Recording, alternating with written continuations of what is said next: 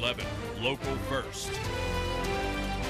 We don't meet those type of people here.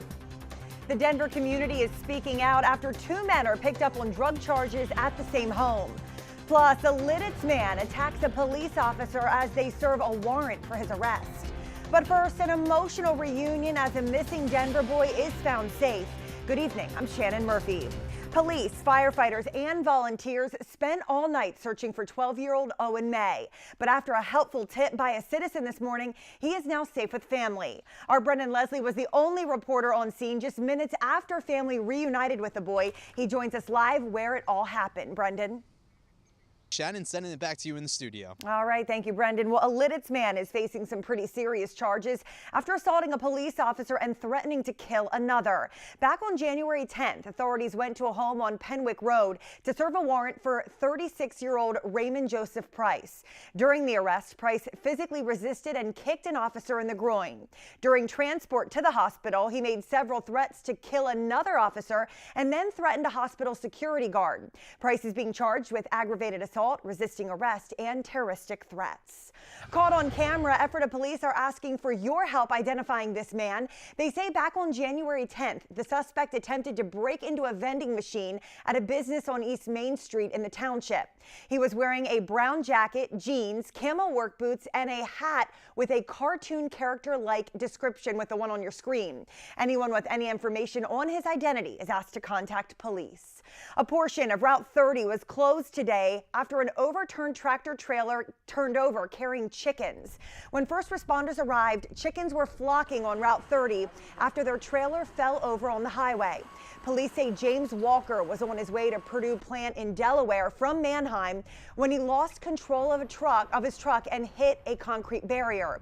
Walker walked away without a scratch and refused treatment, but some of the chickens died. Police say speed was the cause of the crash.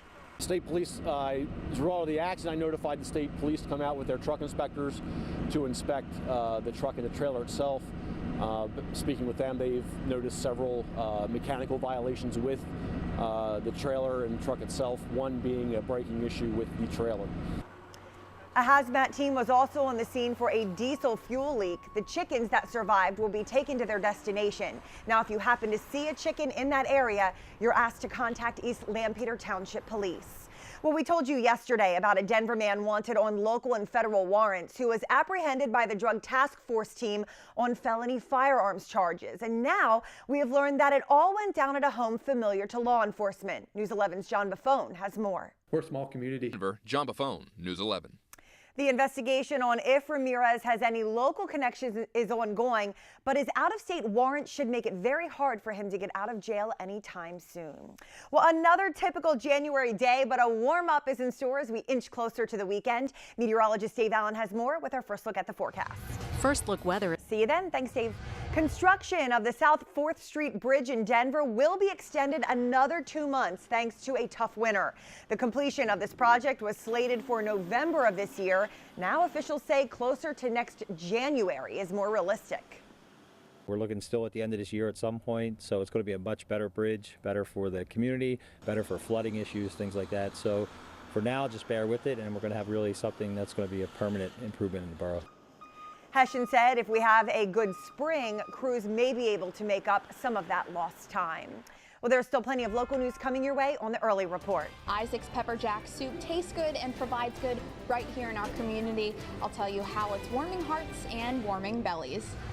Plus, a local set construction company is nominated for a prestigious award. And later in sports, wrestling section titles wrapped up yesterday on the mats. Chad Landers has all the highlights.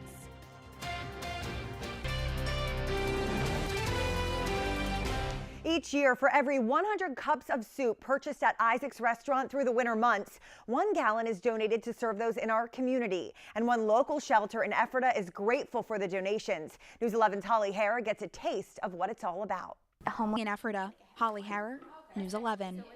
Well, there's still time to help Isaac's reach their goal of 10,000 people fed. Just visit their local branch location and, of course, order their soup. Well, congratulations are in order for Atomic Design of Lidditz for being a production sponsor for the 2018 Parnelli Awards, which is the Oscars for the backstage. They are also excited to announce they have been nominated for Set Construction Company of the Year for their work in WrestleMania 33 in Orlando. The experience and now these honors are moments Zachary Keller of Atomic Design says he won't forget. The favorite fun fact about all that stuff is that it's in the video game. They replicated that set in the WWE 2K18, and so there was a day that somebody noticed that on YouTube, and that was a fun moment to be immortalized in video game form. Last year, they had 6 weeks to set all of that up with 400 people working each day.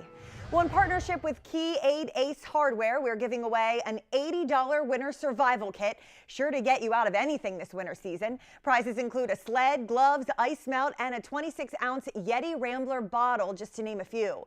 One winner will be announced on January 31st on the 5 and 10 o'clock newscasts. Well, Dave Allen is up next with a check on your extended forecast, plus how you can help warm the heart of a local veteran this Valentine's Day. But first, here's a check on Wall Street at the closing bell.